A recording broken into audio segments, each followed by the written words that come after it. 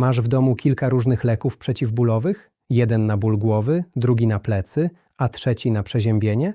To teraz sprawdź coś bardzo ważnego. Czy wiesz, jakie substancje czynne znajdują się w każdym z nich? Bo możesz wziąć dwa różne preparaty z dwóch różnych opakowań i nieświadomie przyjąć tę samą substancję dwa razy. A to nie jest jedyny błąd, który można popełnić przy stosowaniu leków przeciwbólowych. Leki przeciwbólowe są jednymi z najczęściej stosowanych leków dostępnych bez recepty. I właśnie dlatego łatwo zacząć traktować je jak coś zupełnie niegroźnego. Boli głowa, tabletka. Boli kręgosłup, tabletka. Gorączka, tabletka. Nie pomaga? Może jeszcze jedna. Problem w tym, że lek dostępny bez recepty nadal jest lekiem. Ma określone dawkowanie, przeciwwskazania, interakcje i działania niepożądane. Dlatego w tym filmie pokażę Ci 7 najczęstszych błędów związanych z lekami przeciwbólowymi. Nie będziemy robić wykładu z farmakologii. Pokażę Ci sytuacje, które mogą wydarzyć się w zwykłym domu podczas zwykłego dnia. I zacznijmy od błędu, który jest prawdopodobnie najłatwiejszy do popełnienia. Cześć, mam na imię Zbyszek, jestem magistrem farmacji. Na kanale Tabletka Wiedzy sprawdzam popularne przekonania dotyczące zdrowia i konfrontuję je z aktualną wiedzą, bez straszenia i przede wszystkim bez wciskania Ci kolejnego suplementu. Zaczynajmy. Wyobraź sobie. Rano boli Cię głowa. Bierzesz lek przeciwbólowy. Wieczorem masz przeziębienie, więc sięgasz po preparat na objawy infekcji. Inna nazwa, inne opakowanie, inny producent. Myślisz więc, to przecież coś zupełnie innego. Niekoniecznie. W preparacie na przeziębienie również może znajdować się substancja przeciwbólowa lub przeciwgorączkowa. I wtedy nieświadomie dublujesz składnik. Dlatego najważniejsze nie jest to, co dużymi literami napisano na froncie opakowania. Sprawdź substancję czynną, szczególnie gdy łączysz lek przeciwbólowy z preparatem na przeziębienie. To jedna z najprostszych rzeczy, którą możesz zrobić, żeby uniknąć niepotrzebnego ryzyka. Drugi błąd jest jeszcze bardziej intuicyjny. Bierzesz tabletkę, czekasz, nadal boli, więc pojawia się myśl, wezmę jeszcze jedną. Ale lek potrzebuje czasu, żeby się wchłonąć i zadziałać. Dlatego nie skracaj samodzielnie odstępów między dawkami i nie przekraczaj dawki podanej w ulotce. Więcej leku nie oznacza automatycznie silniejszego działania.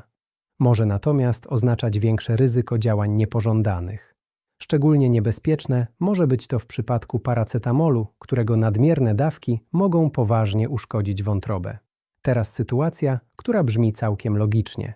Ibuprofen nie pomógł, więc bierzesz naproxen. Przecież to dwa różne leki. I właśnie tutaj trzeba uważać. Ibuprofen i naproxen należą do grupy niesteroidowych leków przeciwzapalnych, czyli NLPZ. Samodzielne łączenie kilku leków z tej grupy może zwiększać ryzyko działań niepożądanych.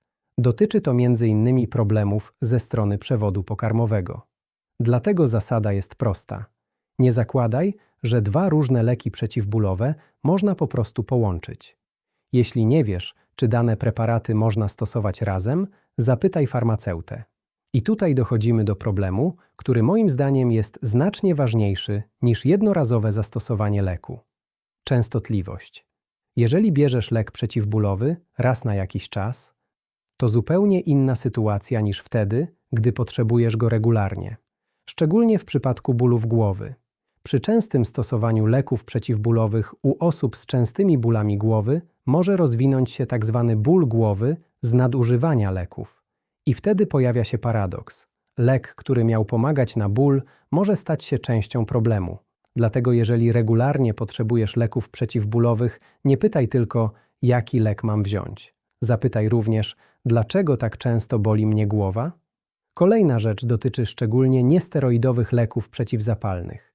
Ibuprofenu, naproxenu, ketoprofenu czy diklofenaku.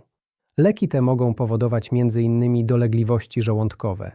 Przy określonych czynnikach ryzyka mogą również zwiększać ryzyko owrzodzeń i krwawienia z przewodu pokarmowego. Ryzyko jest większe m.in. u osób z chorobą wrzodową w wywiadzie, przyjmujących niektóre leki zwiększające ryzyko krwawienia oraz przy długotrwałym stosowaniu NLPZ.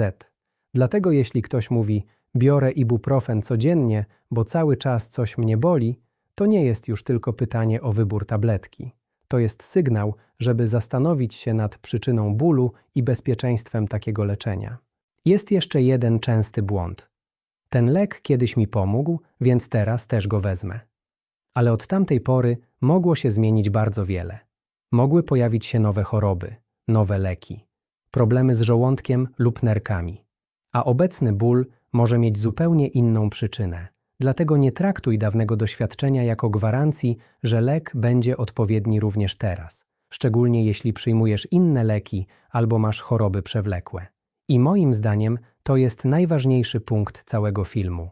Lek przeciwbólowy może zmniejszyć ból, ale nie musi usunąć jego przyczyny. Jeśli boli cię głowa raz na jakiś czas, to jedno. Jeśli jednak ból wraca regularnie, jeśli coraz częściej potrzebujesz tabletek, jeśli dawna metoda przestaje działać, to zamiast dokładać kolejną tabletkę, warto znaleźć przyczynę. Bo ból jest objawem, a objaw można wyciszyć. Ale problem, który go powoduje, nadal może pozostać. I jeszcze jedna bardzo ważna rzecz. Są sytuacje, w których nie powinieneś po prostu sięgać po kolejną tabletkę i czekać. Jeżeli pojawia się nagły, bardzo silny i nietypowy ból po poważnym urazie, zaburzenia mowy lub widzenia, osłabienie kończyn, zaburzenia świadomości, sztywność karku z wysoką gorączką, omdlenie albo inne gwałtownie pojawiające się niepokojące objawy, potrzebna może być pilna pomoc medyczna. W takiej sytuacji kolejna tabletka nie powinna być Twoim planem działania. Podsumowanie, zatem przypomnijmy. Po pierwsze, sprawdzaj substancję czynną, a nie tylko nazwę leku. Po drugie, nie przekraczaj dawki i nie skracaj samodzielnie odstępów między dawkami. Po trzecie, nie łącz kilku leków przeciwzapalnych bez upewnienia się, że jest to bezpieczne.